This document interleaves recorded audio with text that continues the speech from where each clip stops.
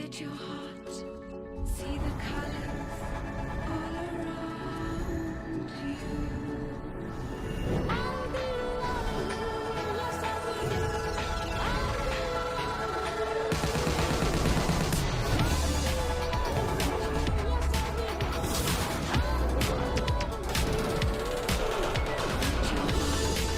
see the colors all around you.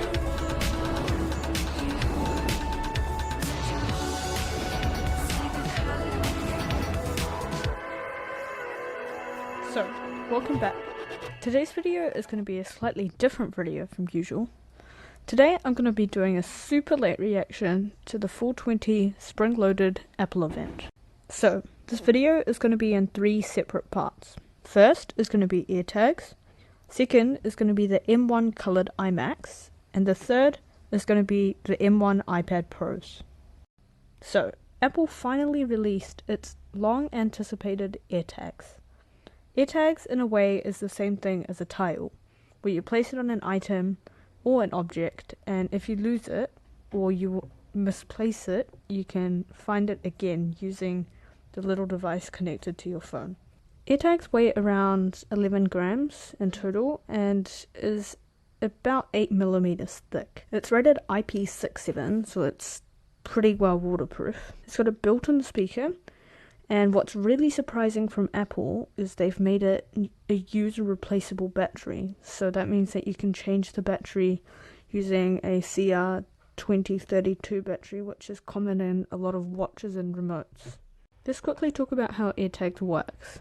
So the way that AirTags can find the location of your lost item, if you've misplaced it, for example, on the train or the subway, then it will connect to nearby iPhones and update the location every time that it goes near a nearby iPhone. Then you'll be able to look at the location on your phone and find the whereabouts of the AirTag. Another handy feature that the AirTags actually come with is called precision tracking. So what you can do is grab your phone, if you've got an iPhone 11 or 12 with the U1 chip, is walk around the room with your phone and it will guide you to where the device is using arrows on your phone telling you where to go.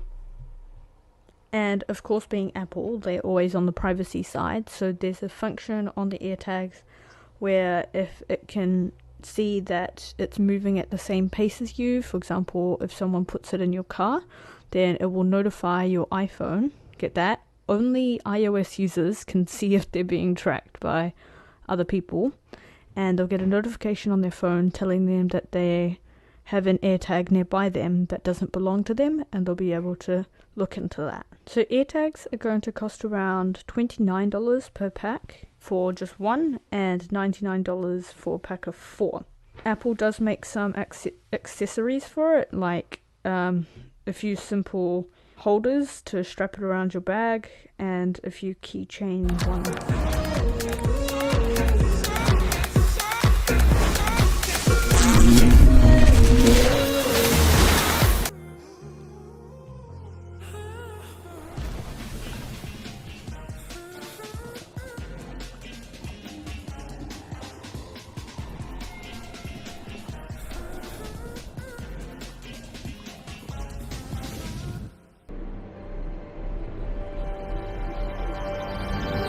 Next up is the iMac 24-inch.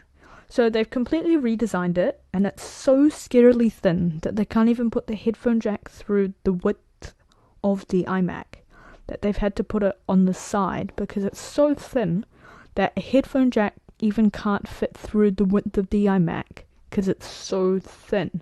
So they've had to put it on the side of the iMac. However, they've kept the chin just to make it that thin. Honestly, I would have preferred for it to be like a bit thicker and have everything in the back, so it's just completely full screen. And I understand that there might be some thermal problems, but I mean, come on, they're Apple. So this new 24-inch coloured iMac is, of course, supercharged to the M1 chip, as this is the transition over to Apple Silicon. So it has an 8-core CPU, and you can either get a 7 or 8-core GPU. you can add up to 16 gigabytes of RAM. It's got a 1080p FaceTime HD camera, which is a tiny bit better, but honestly, who knows. It does have a 4.5K Retina screen, and the screen size is an actual 23.5 inches. The new keyboard that comes with it has Touch ID, which is a nice touch, as we've always wanted that. And you can get it in the colours of blue, green, pink, silver, yellow, orange, and purple. The starting price is $12.99. If you want 256 gigabytes of solid state drive, that's $14.99, and for 512 gigabytes, that's $16.99. And these iMacs can be configurable up to 1 or 2 terabytes. And this new iMac only has 2 Thunderbolt/USB ports in the back. So it can be used for DisplayPort, Thunderbolt 3, USB 4, USB 3.1 Gen 2, Thunderbolt 2, HDMI, DVI, and VGA support using adapters. And obviously it's got a 3.5mm headphone jack that we've already talked about. Is configurable with gigabit internet. If you get the higher spec model, you can actually get a power brick for the iMac with a Ethernet cable inside the brick of the power brick. Power adapter. It doesn't have, obviously, an inbuilt power supply, so it's got a magnetic, really thin cable that goes into the back of the iMac, and you have a power adapter that comes with the cable. However, the higher spec iMac apparently does come with 2 USB 3 ports as well, which are in the shape of USB-C. So mostly the new difference about these iMacs is obviously the new design, the colors, and most importantly the M1 chip inside the iMac. So let's move on. Say hello to the new iMac. You've never seen a computer like this before. Yeah, it's really that thin. But it's not magic. It's the M1 chip, which is kind of magic. And it makes the new iMac fast. Like, your apps open instantly fast.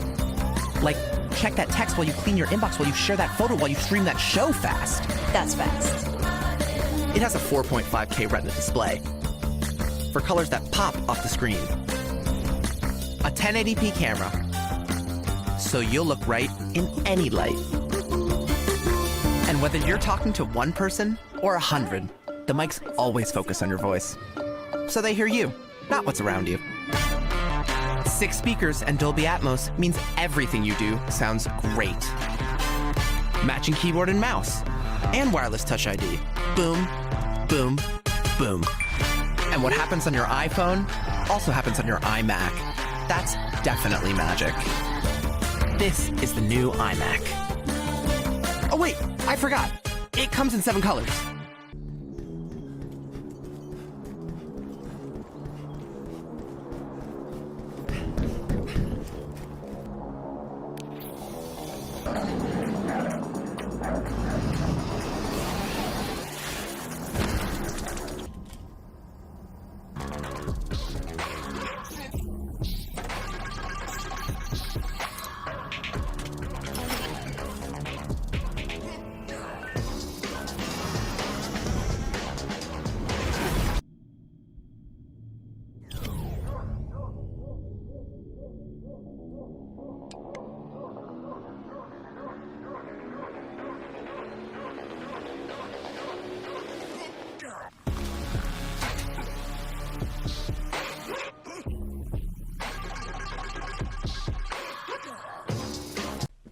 So, last up is the M1 iPad Pro.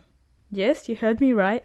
They have brought the M1 chip to the iPad Pro with a very interesting video of Tim Cook being disguised and stealing the M1 chip, which I'm sure is going to turn into a major meme, and kind of already has.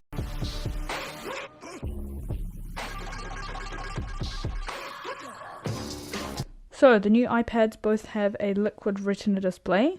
However, the 12.9-inch iPad Pro has an apparently liquid retina XDR display, and it's actually got a mini LED screen, which means that it will have better blacks and has better control over color accuracy and things like that. They both have pro camera systems, so a wide and a ultra wide camera, and they both have LiDAR as well.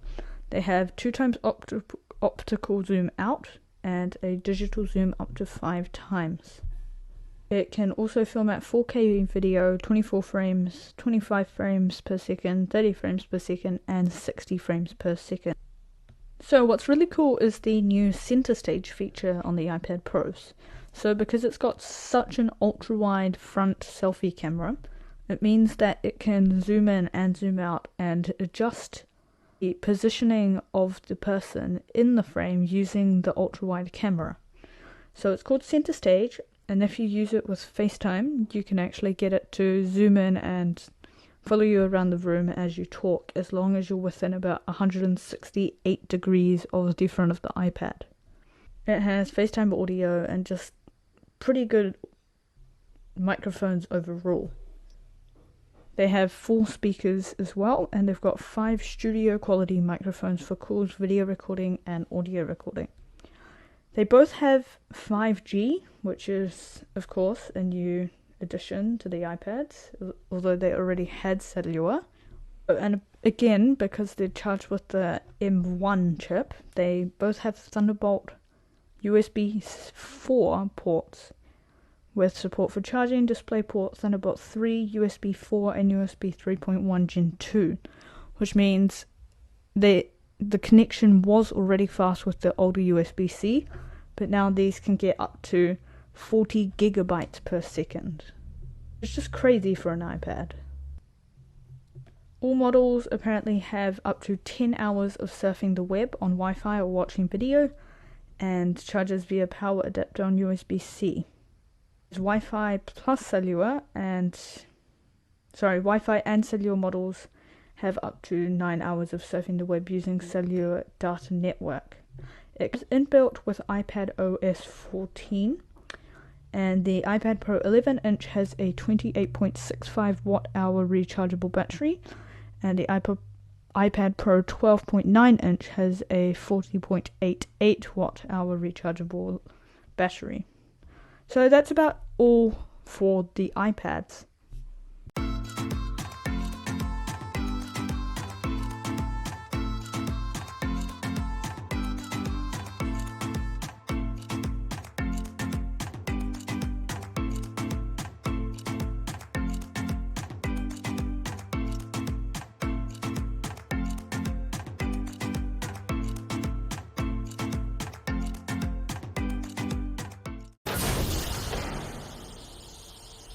T-minus 15 seconds. Guidance is internal.